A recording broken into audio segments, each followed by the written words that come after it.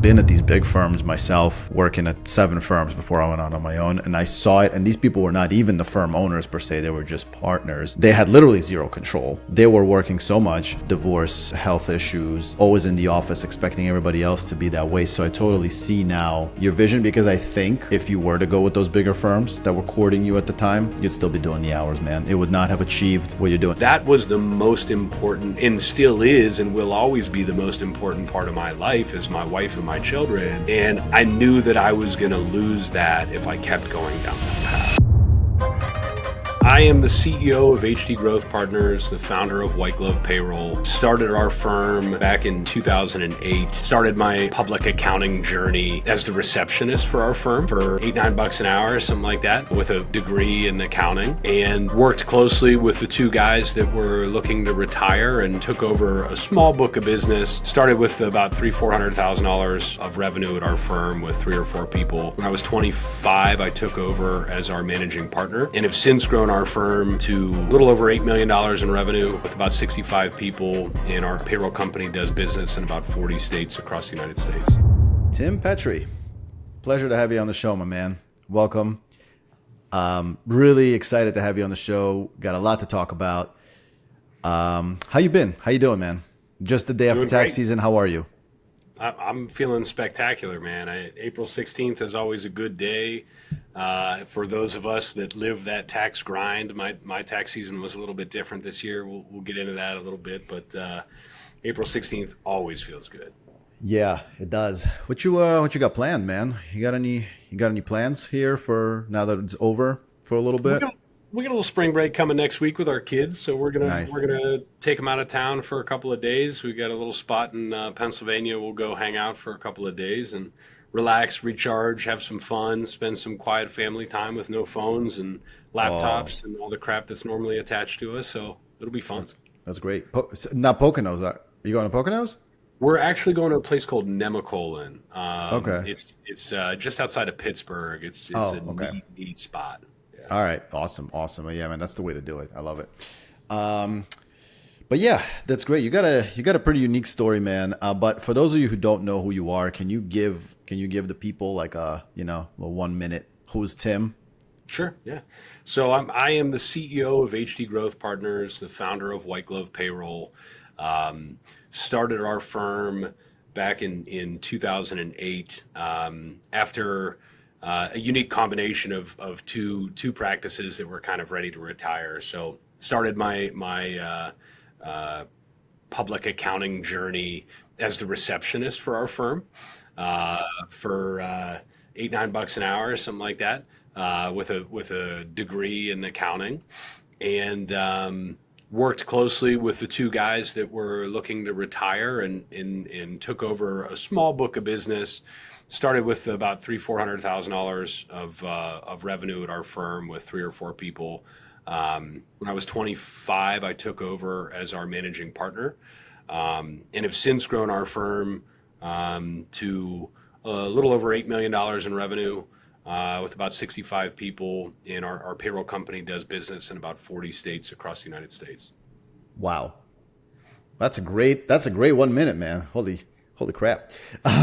No, that's impressive. So I relate. I see you posting your P&Ls, and I see you, being transparent about your growth and your journey and stuff like that. And I remember those various different, moments in our journey and the things that changed year after year after year. And the first couple of years, just making a couple $100,000 of revenue and servicing those clients was awesome, and it was super cool. But life changes and your career evolves and the people around you evolve, and so I hope to get in that story a little bit about that evolution that comes next. Yeah. I want to go back. So I want to go to the receptionist. So you studied accounting in school? Yes. Yep. Okay, and then you come out of school and you joined this firm. What was it called back then? It was called HD Davis Associates. Okay, HD. So you kept the HD. So HD Davis Associates. You joined this place as a receptionist. Now, were you like in college while you were working there, or you came out and started as a receptionist? Yeah, so keep in mind, it's 08, 09. It's the beginning of the financial crisis. We're in Youngstown, Ohio, which is, very much so what used to be referred to as the Rust Belt. Really got beat up bad in the 90s and early 2000s. So we have some big firms in our town, that have been here for a long, long time. I interned with one of those big firms. I didn't get hired. I interviewed with every single one of those big firms in our town. I did not get hired. I was going to leave and go to DC and work at a big four firm. And never wanted to leave. I mean, I love my community. I love my town. I love my college. I love everything about where I'm at. And, I decided that I was going to go all in on this little firm and I was going to make the best of it and hope that we were going to figure it out. And, we kind of did. Yeah. So that opportunity came about. Did you know the person? Like, how did you get that opportunity to get in there? Because I know exactly what you're talking about. That those years, 08, 09, 10, were rough years as far as trying to get that first job because everybody was uncertain what was going to happen and all that stuff. And so, how did you get that first job? Yeah, so actually, one of the guys that I worked with at my internship took a client from my what would be my boss at HD Davis Associates, and they were doing the normal client exchange documents, old work files and whatever else. And Harold, my old partner and old boss, asked Joe. He said, "Hey, do you have any interest in coming to work here? Somebody that might want to work here?" And I had interned at the firm. Joe and I had become good friends. I didn't get a job offer. I didn't get hired. And he said, I met this guy. He was an intern with us. You should give him a call. And that's how it all started. That's awesome. So that's a pretty incredible. Everybody has that journey of like how they got that first gig and everything. So that's pretty cool. So you start there. You get that job. You start working there. You're growing in the ranks. So you started preparing tax returns. Now you were 22, I'm assuming, right? 22, 23. Yep. So between 22 and 25, you've grown and you learned so much that you became the managing partner. So what was that journey like, transitioning from like your first tax return into like running the firm? That's pretty wild. Yeah, it is pretty wild. The best way that I can describe it to you is like drinking from a fire hose for a decade. It was, I was in rooms that I should not have been in. I was dealing with things that I was not prepared for. I was very overwhelmed for many, many years. I didn't have, a whole lot of traditional, mentoring and guidance from anybody else that had done anything of that significance in my family or in my network or anything like that. So it was literally building the plane as I was flying it for many of those years. It was stressful, but I came up from a very unique background and I will outwork everyone. So that's what got me through it. Was I have a very unique work ethic. I put myself through college. I was largely independent around 16 years old. I was washing semi trucks, putting myself through college. So I was not afraid of putting in the hard work. When I was in college, I was washing semi trucks for 50, 60 hours a week. As a matter of fact, I found out the other day, I still hold the record for the most hours worked at the truck wash in a week. But that work ethic is what got me through it. I was willing to put in the work and learn from whoever would teach me and find mentors and just be a sponge for all those years to learn fast. Yeah. And it sounds like you had a really good relationship with the managing partner at the time. Yeah. That took you under the wing, gave you that mentorship, taught you stuff, didn't just throw you into the wolves, so to speak. Yep. And I feel like that's super important. Can you give me an example? I'm just curious. Like you were saying that there were some rooms you shouldn't have been in and situations you were unprepared for. What would be one of those like situations that you had to face at like 23 years old? So I remember we were on a consulting project for Hilton Hotels. Oh, wow. There was a hotel in a nearby major city, and I won't give out the details. and they lost their Hilton flag. And so a friend of ours had been doing some consulting work for them, and he needed some accountants that were willing to, put in the work and do what needed to be done there. And we went out to Hilton, and I'm sitting in a room with, big law firms and big CPA firms. And I'm 22 years old, Yuri. I don't know anything about anything. And my partner, my boss at the time, Harold, looks at me and he said, "Timmy, I got to go." And I said, What do you mean you got to go? I'm coming with you. And he goes, No. I got to go back to Youngstown. I got a funeral. One of my close friends passed away. He's like, "I need you to stay here." Oh, shit.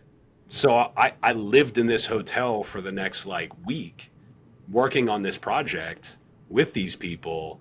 And, I'm sitting at the table with the partners of the big law firms in this city. I'm sitting at the table with the partners of the big CPA firms, and I'm just this kid, you know what I mean? And that was just an example of a lot of those rooms that I had been in that were, probably before my time. But I always carried myself pretty well because I had some, life experience early that, grew me up fast, right? So I was able to kind of pretend like I was a lot older and I was a lot wiser and I had a lot more experience than maybe I actually did. So, yeah, for sure. That's interesting, man. That's I feel like everybody has some sort of an experience like that. Everybody going up, it's like you get thrown into the fire sometimes, and in this case, that sounds pretty intimidating. So I'm glad you made that through. So what at the time, what was the consistency of the client base? So you're saying 300 to 400,000 in revenue, right around the time you took over, 4 or 5 staff. What was the consistency of those folks? Was it many 1040s, partnerships that? It was pretty much all tax. Okay. So what my partner was doing was he was doing a lot of live tax returns. People would bring in their stuff. He would do the tax return while they were sitting on the other side of the desk. He'd walk them through the tax return. He'd ask them questions. It was kind of like we used to call it a dog and pony show. He was a musical performer. He was somebody that was left, right brain affiliated, So he enjoyed doing the tax return, but also, something that I had related to you about in one of your LinkedIn posts is just BSing with people and get to knowing their story and getting to know what their lives about, what their goals are, whatever, while you're doing the tax return. And then, we do the tax return. We would collate the tax return. They'd sign all their stuff. They'd give us a check out the door, within an hour. Whoa. That was what we were doing at the beginning of our practice. And that was probably 80 to 90% of our revenue. Wow. Something interesting about what you just described, which is that I remember the days I used to work at the H&R Block equivalents, the Liberty Tax with the little guy who's spinning the sign and getting people to come in. So one of the most fascinating things about that, which I think is interesting, is so you were preparing this return, right? The guys in front of you or ladies in front of you, you just spent 15, 20 minutes doing it because it's fairly easy. And the price of it at the end spits out from the system as to how much it costs. And one of the most fascinating things to me was that there was this correlation between value and time, right? When you're doing it in front of that person, they're seeing you, right? Now you just spent 15 minutes and it spit out a $500 fee because it was close to the deadline or something, right? And they're like, oh, $500? You just did this in 15 minutes. Whereas if you did that in 15 minutes in your own little office with nobody around, different feel to it. So I always felt that to be very interesting, but it's just it's unique scenario that's how he did everything. It teaches you something, because those conversations ultimately come up, right? And it teaches you how to have those conversations about value-based billing. And showing people, hey, yes, it only took me 15 minutes because of all the years of training, all the money that I spent on this tax software, all the years in dollars that we've spent on processes and checklists and things that we can do to be more efficient. You're paying for that too. So, that was a good learning lesson too, to be able to have those conversations with people live, because there's no better sales training than that. There's no better way, and especially because we couldn't control it back then. Obviously, you're just preparing the return. And let me tell you something. I was still in college at the time, so I wasn't even 22. And to look at somebody and be like, oh, $800 fee, And and then they're like, what? Yep. But man, I won't jump too much into it, but they had a very unique way of doing things over there, Liberty Tax, where they could take it out of your refund. Yep. And then that basically solved people because they're getting a refund and they don't have to pay. So anyway, the disconnect was there. But let me ask you, so you take over this firm, you got 4 or 5 people, $300,000-$400,000. Did you jump into making changes right away, or did you kind of continue that what you just described, people still coming in for a little while after taking over? Yeah. No, I mean, listen, I had earned a living in a very different way prior to this, right? Mm-hmm. So I was washing semi trucks. I was soaking wet. I was covered in crap. I was covered in literal garbage washing out the inside of these trucks. And someone would come in and pay me $300-$400 for a half hour of my time that I actually enjoyed doing it. I was in dreamland, man. I was like, this is the greatest thing ever. Yeah. I don't want to change a damn thing until eventually there became a tipping point where, I was growing a lot. We were adding a lot of clients every year. I was having a hard time hiring other people, and I realized that I didn't have a real business. I had me. I had a job, and I was a slave to those tax returns. And if I wasn't there, if I got sick, if I wanted to take time away, if I wanted to go to my kid's basketball game, those things cost a lot of money because all right, if I'm getting paid $400 an hour, in order for me to go to my kid's basketball game or my kid's sporting event, for that 2 hours that it takes for me to do that, it cost me $800 to do it. Right. So that was a decision that was hard to grapple with when it came time to how the intersection of my life and work. And, then started to hire some good people at the firm. And eventually those good people were the ones that kind of, pushed me into the growth because I needed to grow for them. I needed to do things healthier for them. It wasn't just about me anymore. So, that's when things started to change. Yeah. That's interesting. How long into your ownership of it did you realize that? It was probably it was a few years. So it was about 2016 when Harold really stepped away, and he wasn't there anymore, and everything was solely on my shoulders. I was running the firm, but I still had him there for quite a few of those years to just bounce things off of, be my support structure, be the bad guy when I needed him to be the bad guy, and then when he retired and took some big steps back, I started to really think about, okay, well, how can I do this differently, and started to bring in other partners and try to change the dynamic of what we were doing. So it was probably about 4 years of running that kind of solopreneur kind of model. And at year 5, then my wife and I started to get serious about, okay, we're going to have kids and we're going to do some others, settling down, and we eventually want to be able to travel and whatever else. So that's when that started to change. Yeah. Now, so with those steps that you're talking about, okay, so Harold is out, he fully retired. Now it's you can run the ship, because I do get it. When those folks that take, you take over a practice, and then they're still sticking around, it's a little bit hard to really affect change because they're still really in there. Now, so now he's retired. What are you doing? What are the first things that you did? You said you brought on some partners. How did you go about the scaling part of it? So step 1 was, we made all of our money in the first 4 months of the year and then tried not to lose it the remaining 8. Right. So it was hard to hire competent, qualified staff that I could hand things off to because, they were busy. They were really, really busy for 4 months, and they were really not busy for the other 8. And they didn't see that as something that people wanted to participate in. And we weren't really a real CPA firm. We were a tax shop. We were largely the equivalent of H&R Block and Liberty Tax. I mean, we just didn't have the national franchising and power behind us that they did. Right. So right. Step 1 was we needed to add the services that a real CPA firm offered. So, I went and that partner, that person that introduced me to Harold from the beginning, Joe. I went and recruited Joe. And Joe did A&A work, so he did attest work. So we added reviews, we added audits, we added employee benefit plans, compilations, and things that we could be doing throughout the year, so that we started to make some money in those other 8 months, and we weren't just trying to grow in the first 4 months of the year. So that was the next step.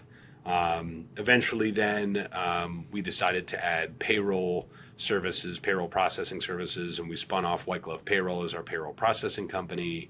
And that really was kind of how we viewed growth. We were doing a lot of micro acquisitions, and then cross-selling those micro acquisitions from tax only to A&A and bookkeeping and payroll services, and those things started to really compound and fuel that growth. Gotcha. Now, at the time, how many clients did you have around the time when you added Joe on? I look at like counts of tax returns is like, and that's not really reflective of your number of clients, right? Because one client might be 10 tax returns, right?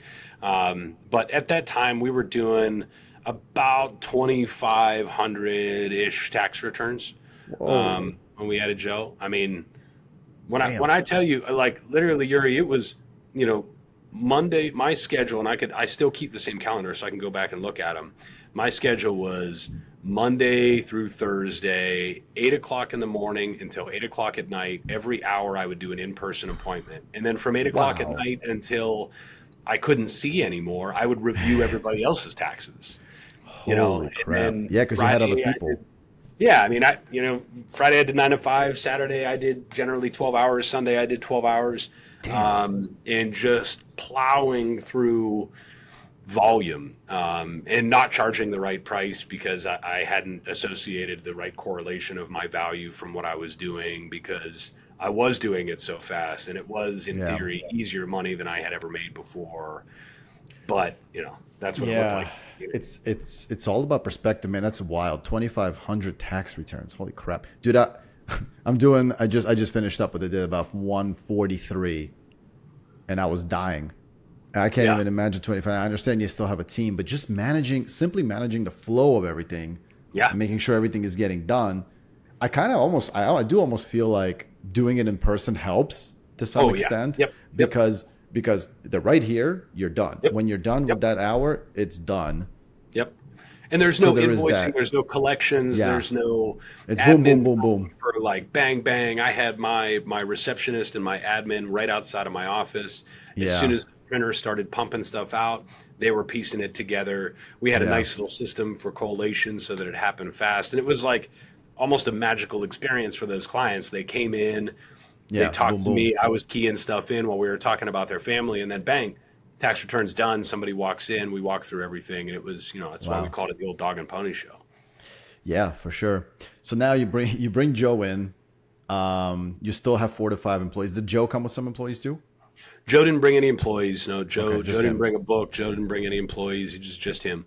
Because I went through our first peer review and it was miserable. I'm a tax guy, and I was like, I wanted to spoon my eyeballs out. And I called Joe. I was like, buddy, I need you, man. I don't want to do this anymore. I need you to do it. I'm worried that I'm not doing it right, and I always wanted to do it right. Like I took this very seriously. I never wanted to take any shortcuts. And so Joe was a huge relief for me to take that off my plate. Yeah, that's great. So then he comes on, you start layering in some additional work, some additional things to fill in the other rest of the season. Now you fast forward with did you bring in another partner after Joe?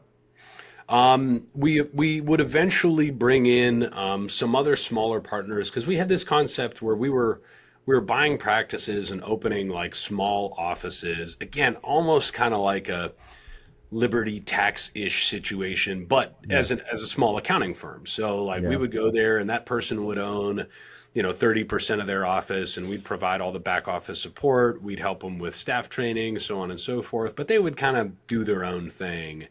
And that was the model that we were experimenting with at the time, which evolved a little bit into what we're doing today, but that was how we were growing. Interesting. It sounds like Dark Horse very similar to Dark Horse. Yeah, very similar to what Chase is doing. Yeah. Like nowhere near as good. Like it was the analog Atari version of what Dark Horse is doing. I mean, Yeah. I can't compare them because I know how great what Chase is building over there. Well, Chase is an incredible dude. But that's fascinating. And then you start growing that. Now, did you at the height? And I know we're getting to the PE part. We're getting to the part where you got bought out. What did you grow the practice to now? And what was the income split at the most ideal part of it? Like after the moment you bring in Joe on, and after the moment started layering in additional services. Yeah, so we had gotten to, before we added payroll in 2018, we had gotten to about $2.3 million of revenue. Wow. So, that was largely predominantly tax. Like our of that 2.3, we earned 1.5 of that in the first quarter. Okay.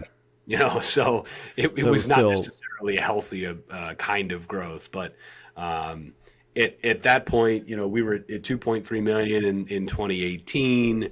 We went to 2.8 in 2019. We went to 3.5 in 2020. Whoa. 4.2 in 21, 5 in 2022, 7 in 23. Wow. 7.8 in 24, and this year we're on pace for about 8.8.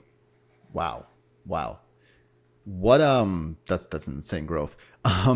What do you attribute the year after year increase? Are you doing big marketing stuff, or is this like purely referral? So it was a combination of things. We were doing micro acquisitions of the firms no one wanted to buy. Okay. Interesting. So somebody would die, an accountant would die, and we had connections with the law firms and the estate, people, and they would call us and they would say, hey, can you jump in and save any of this? We would do that. We would buy the firms that, they were doing $300,000-$400,000 a year in revenue. Maybe they had one staff, but they had no succession plan. And their succession plan was like, I want to work until I just can't work anymore. Right. They were solo, Sounds about right. preparers, and that was it. So we were pretty steady with those every year. We were doing like one of those $300,000-$400,000 acquisitions pretty much every year. And, we'd bring those firms in. We would professionalize what they were doing. We would charge more of the right price, still not at the right price, closer to the right price. And then we would start to cross-sell a little bit. So, most of those firms were only doing tax work. Once we brought those people in, we started to offer bookkeeping and payroll and the attest services. And, that nice. $300,000 practice might turn into a $600,000 practice in a fully integrated firm. Nice. Now, I'm assuming that the one-on-one meetings went away to prep the returns, or are those still around? Or are you still doing those? So the greatest thing that ever happened to me was COVID. Really? And I say that understanding the magnitude of how terrible that was for a lot of people. Yes. But for our business, it shocked me into change, and it gave me the ability to make that change. So in 2020, we stopped doing the in-person tax returns. And honestly, had that not happened, we probably still would be doing them today, and we probably wouldn't have grown as much as we did, because that was the biggest thing that was limiting my growth, because I was just burnt out. By the time I get through, 7 days a week, 12, 14 hours a day, by the time it got to the end of tax season, April 16th came around, and I'm like, man, I ain't working for a while. I'd be just kind of lost for the next month or so, and then I'd slowly start back up, and but yeah, 2020, we killed the in-person prep. We still review in person with a lot of our clients, but we no longer do the in-person prep. Gotcha. Interesting. That's good. Yeah. Really, sometimes we all need that kick to really get us to that next level and make us make that move. So what year was the PE acquisition, and what led you to want to do that? Yeah, so we joined Ascend as one of the founding members of Ascend in January of 2024. So we're almost a year and a half into the platform with Ascend, and the question of what brought me to Ascend is interesting, because we had grown to a big firm. And I'm still a young guy running a big firm. I didn't have the technical depth that I really wanted across our firm.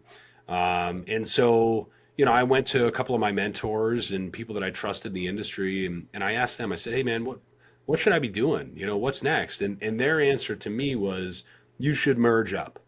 You should go find one of those $20 million firms. They would love to have you. And Yuri, man, Yeah. everybody wanted us. Everybody wanted to talk to us because not only were we a good size acquisition, but every single one of those firms had a succession plan problem. All their partners were quite a bit older, and they looked at me as some 30-year-old CPA that was hungry, and they're like, "That's the guy that's going to help me retire." So like we were courted hard with a lot of those firms, but I realized in that moment that like, okay, I'm growing again, not because I want to grow. I'm growing because we ended up hiring some great people that wanted to grow, and I wanted to provide opportunity for them.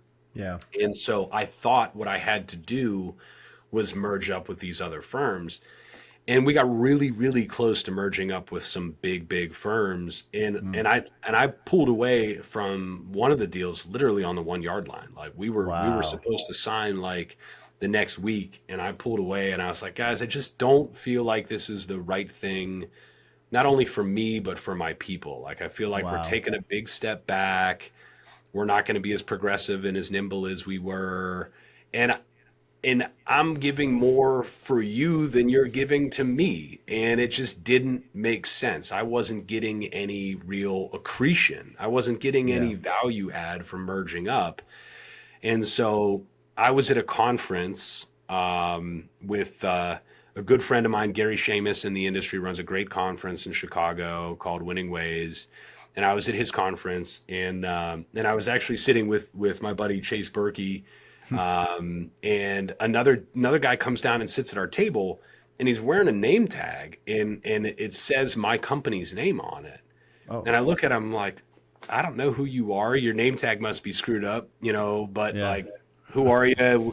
Whatever. And turns out the guy was one of the people that worked for the private equity firm that was funding Ascend, that was kind of researching the market. Oh. And so they hadn't done any acquisitions yet. They were just kind of in their learning zone. He and I got close quick, and I was very intrigued by what they wanted to do, and he was intrigued by what I wanted in a partner. And it was just the most weird happenstance of timing and coincidence to get us to that point. So about a year later, after that initial meeting, we decided to join Ascend. Wow. Yeah. Now, my stance on PE is interesting. And I mean, I'm sure you've seen my posts, you've seen my podcast chats with Alan and everything, but I feel like your story is fascinating. It's unique. It's fascinating. And it's so intentional. When you're looking, like you said, you merge up, you're 100% right. You could have gone to these big firms. You could have got a big payout probably up front, and then the rest in retirement, as they usually do. But the problem was, you're exactly right. And I'm glad you foresaw it. You would have been taking a step back, because the moment you would have joined, it would have been back to archaic ways. Yep. Not as nimble, not as quick and to make change like you wanted to. And to that point, I could definitely see a right partner in a PE scenario really working. And the reason I say that is because if it's the right partner, they're not slowing you down. They're not telling you how to do things. They're just like, hey, we're here. Yep. If you need whatever you need, technology, resources, so on and so forth, we're here for you and your people. But that's a tough find. So yeah. I want to take it to kind of make a little bit of a change here and to talk about, that as a more PE activity comes around, how does someone go about finding the right partner? Like, I mean, for you, it was, I guess, like you said, kind of like a happens of chance, but how does one go about that? Like, it seems good what you had. Yeah. I mean, so I liken it to dating. I liken it to finding like, a good partner in life.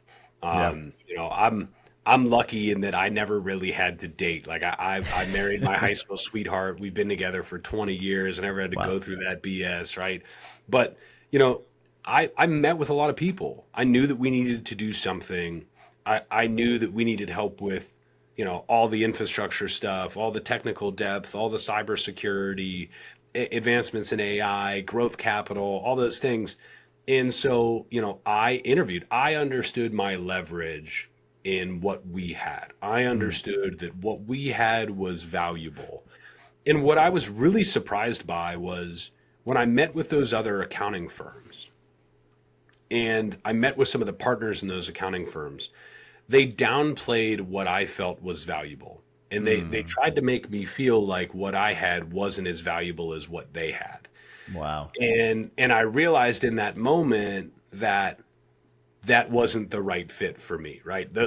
And that's how, we ultimately made the right decision was, we kissed a lot of frogs, right? We went Yeah. around, we met with a lot of people.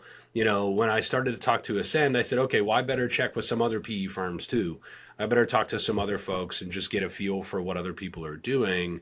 And I had some conversations with other people in the private equity area, and didn't just go, all in with Ascend. Like I said, it took me a Yeah. year to commit to Ascend, in a lot of conversations.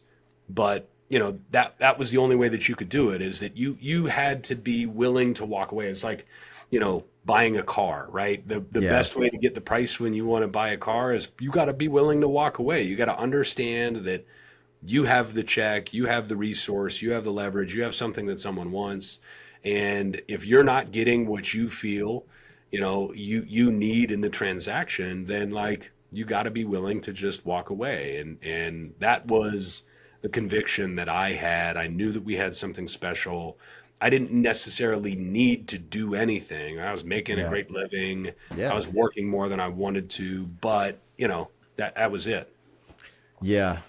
The other thing that's coming to my mind too, as you mentioned, that is, you're right. I mean, you're making great living. You were doing, this was before 2024, so you're probably, I think you said around 7 million, right, Yep. in gross revenue. I'm assuming probably around 33 to 40% profit on that, give or Yeah, take. not quite that good. I mean, we were probably more like 20. I mean, we were not charging the right price. We were inefficient. We had poor practice management practices and stuff at the time. Like Yeah. we've grown up a lot now, and things are a lot different today than what they were even then. But like that was, but again, that's still a ton of money. I mean, Yeah. for someone that was in their 30s, didn't, never really made any money growing up, like I looked at that and I was like, oh my God, I never in a million years imagined that I'd be Yeah. making that kind of money.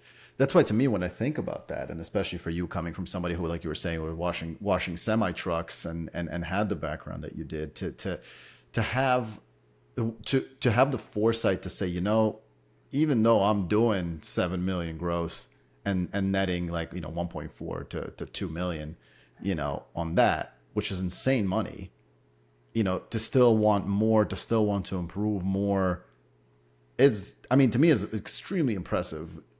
Well, and Yuri, I'll clear that up though, is that I didn't want more. Like there was no part of me that looked at that and said, I want to make more money. I want to grow to be a $20 million firm so I can make more money. I didn't want more money. I wanted more time. Right. And I knew that the minute that I started to take more time, there was going to be a drastic impact to that business, because I was generating all the revenue growth.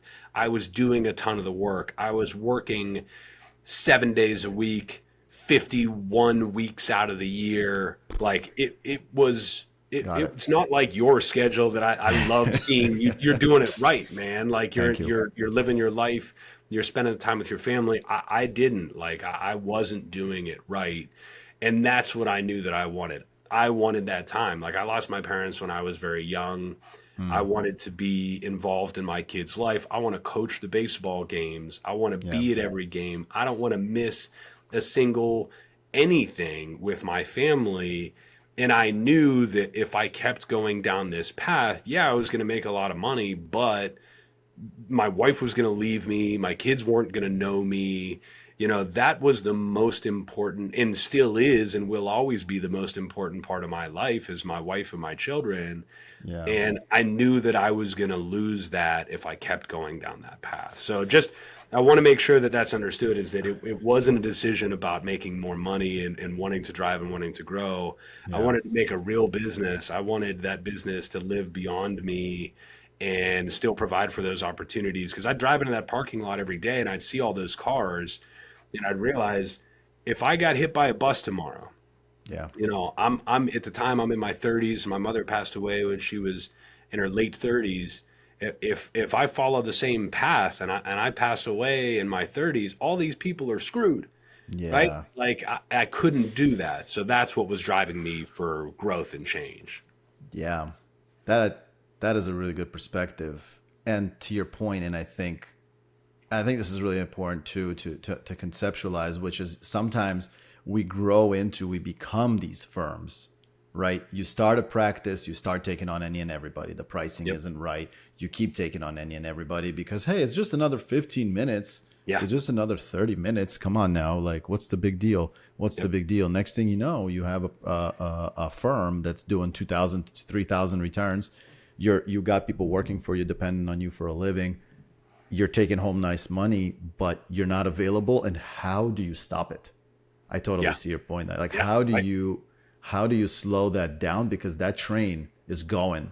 That is whether going. You want to or not, man. 800 miles an hour, and you have no other option but to work the crazy hours unless you do something. And man, I mean, that's deep, man. And to see that many people I know in the profession, and I've been at these big firms myself, working at 7 firms before I went out on my own, and I saw it. And these people were not even the firm owners per se; they were just partners. They had literally zero control. Yep. They were working so much, divorce, health issues, always in the office, expecting everybody else to be that way. So I totally see now your vision, because I think if you were to go with those bigger firms that were courting you at the time, you'd still be doing the hours, man. It would not have achieved what you're doing. So fascinating. So I want to go now to, okay, you get this firm. What are the steps? Because this, I think, is super important for somebody in your position where you were. Mm-hmm. What are the steps that somebody should take to get to have less of those hours, to get to have some of that time back? The steps that you took, what would your advice be to someone? Step 1, don't shoot yourself in the foot. And by shooting yourself in the foot, I mean, don't let lifestyle creep screw you, right? Yeah. Because what most people do is they make more money, they spend more money, right? Mm-hmm. And then they're forced to do the work because they bought the giant house, they bought the fancy car, they bought the vacation home, they're spending money to like impress their neighbors and people that don't actually give a crap about them. Like, if there's one thing that I would say to anyone that's starting out, that's building their own practice, that's doing the things that you're doing, is like, if you can keep those things in check, right? And I had this little old lady that was a client of mine, and I would go to her house and I would deliver her stuff to her early on in those years. And her husband had built a really, really successful business. And when I made partner, she called me, and she was one of my first clients. And she told me, she said, if I can give you one piece of advice to live a better life, is don't change your salary. Still live on the salary that you made 2-3 years ago, right? So for the first decade or so of our business, I lived on $60,000 a year, maximum.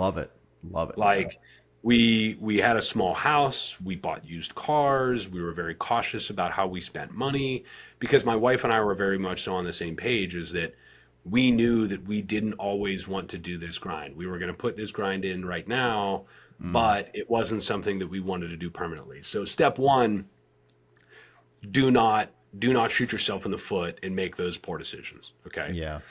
Step 2, invest in great people. And do whatever you have to do to make sure that those great people feel supported, empowered, and have the right resources to do their job. Like, spend the money. Don't be shy about it. And the only way that you could spend that money before you're making it is if you've got your lifestyle under control. right? Yeah.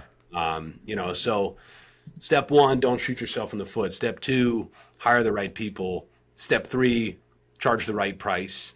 Mm. In step four, invest in building great processes. Invest in just documenting how you do things, making sure that, you've got a great onboarding system for people, for clients, for the flow of your practice, for all of those things. Because as you start to scale and as you try to work yourself out of the business, if you've documented all those things, if you're charging the right price, then you've now mitigated the risk for loss, because things can still happen the way that they were happening when you were driving the bus, when you're now sitting in the back of the bus. So if you do those things, you'll make a healthy practice. Yeah. Documenting your processes. That's really important. A lot of us, and I just had a post about this today where I went back and I did a little bit of like self-reflection onto my tax season just now. I shared my financials of what I just did in the last 3.5 months. And just to look back at it, quite frankly, it's for me for later. Down the line, man, I'm going to be looking at these posts and I love seeing the growth and I love seeing what my firm is building and where I'm at. But documenting the processes is so important. And I really, it sits with me here because quite frankly, many of us don't have processes. Yeah. Many of us have this. Yeah, right. Yep. And then, all right, I'm done. Shit. Yep. And then you just kind of move on and you just keep going. And next year happens and guess what? You're doing the same stuff. And unless you're reviewing that, it takes really good foresight to do that. But if you're charging the right price, then you can afford to pay great people to work at your firm. Yeah. If you can afford to pay great people to work at your firm, then you can take the time to document those processes, and then you can hold everyone accountable to following those processes along the way. It's like, the way that I describe it to people is like, if you've ever read that children's book, if you give a mouse a cookie, if you give a mouse a cookie, he's going to want a glass of milk. If he has a glass of milk, he's going to want a blanket, blah, blah, blah, blah, blah. All those things have to happen in order for that thing to happen, and you cannot get out of that hamster wheel of craziness all the time unless you do all of those things in some, asynchronous way, Yeah. So we touched on that. We touched on how you go from being overworked and those step processes to get to more flexible and a more dynamic work schedule. Let's go to the other side of things. Somebody like me, at what point that you were saying one of your points was invest in people. And I think that I'm somewhere in this realm where I got to make a decision soon of, okay, I'm doing all right. Listen, my schedule is fine. Schedule is great. Yep. I'm not working crazy hours. I'm doing that all right. But at what point would should somebody consider hiring someone to take that next step? Well, you know what, Yuri, it depends on what you want. Right. And that's the beauty about, where you're at and what you're doing and what we're trying to create at Ascend and what Chase Berkey's trying to create at Dark Horse is like trying to give people this path to write their own story and to create their own journey through life and work and things like that. Is like, there's nothing wrong with doing exactly what you're doing for the rest of your life. 100%. Like you're going to make really good money. You're going to have control over your life. You're going to be able to be involved in your kids' lives. Your wife's not going to want to stab you because you're never around.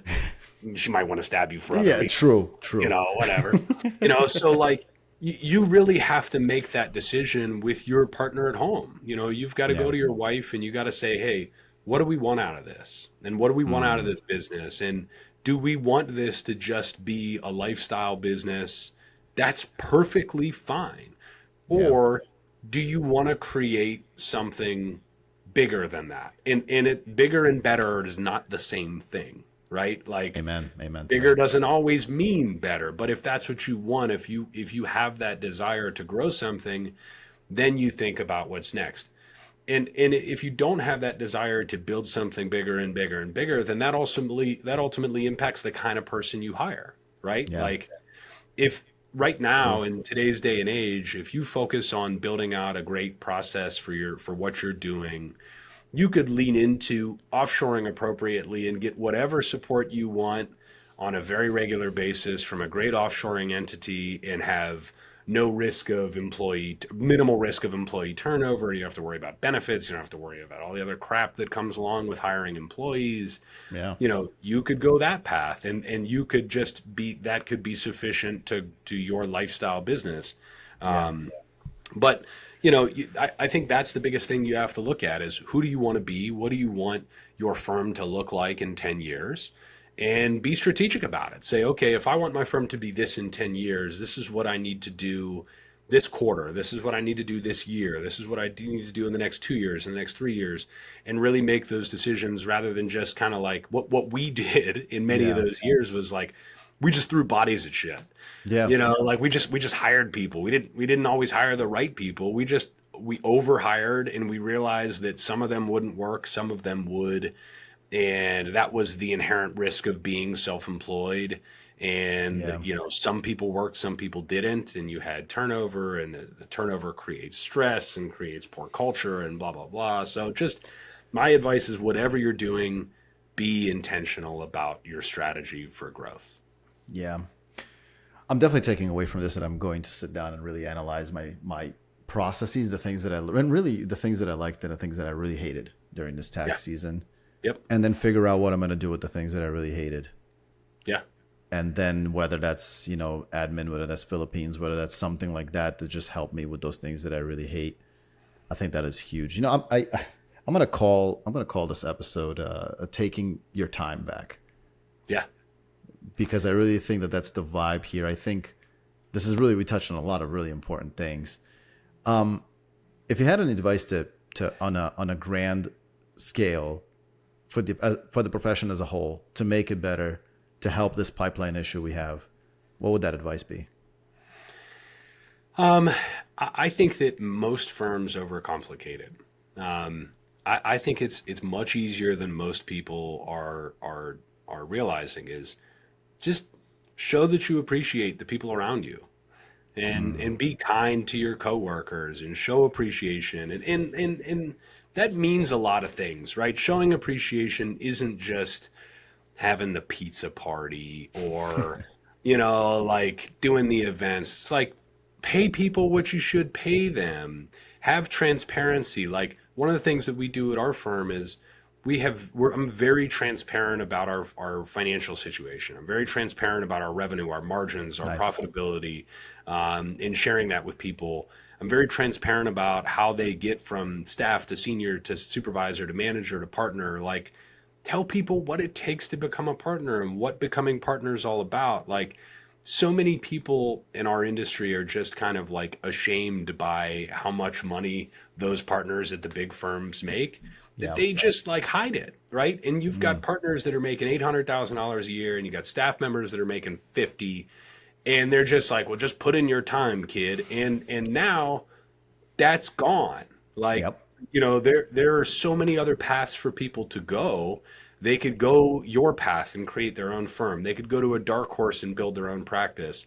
They could take their overwhelmed middle market firm and partner up with private equity for growth capital and infrastructure support and all those things and grow. So like you could do so many different things that, the partners are not necessarily in control anymore of these firms. So just appreciate your people, do the right things, take care of people, and like just that little thing will go such a long way. Like, you gotta just acknowledge the fact that 75% of CPAs were at retirement age in 2021. 4 years ago, 75% of CPAs were at retirement age. There's one person coming into our industry for every 5 people that are leaving. Like, say what you want about removing the 150-hour rule, doing this, that, or the other.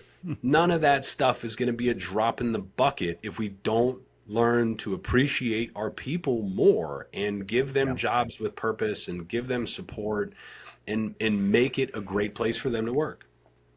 Yeah. I mean, literally, you're in my brain. You've taken every single one of my thoughts about the profession, every single one of my thoughts about making it better, and I got nothing to add.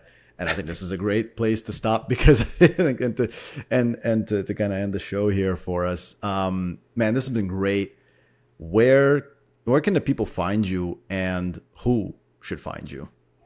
So the only social media that I'm active on is LinkedIn. You can find me on LinkedIn. You can find our firm on all the social media platforms, HD Growth Partners and White Glove Payroll. Give Ascend a follow. They're undoubtedly doing something very different in regards to private equity in our industry and supporting firms like ours that want to grow, but don't want to just roll up into some old traditional big firm. So there are so many other paths out there. Keep an eye out for us, and we're going to keep shaking things up. Awesome. I'm going to try to find somebody from there to have on the show too. I appreciate your time, man. And thank you for teaching us all how to take our time back. Thanks for coming on the show, and we'll see you on the next one.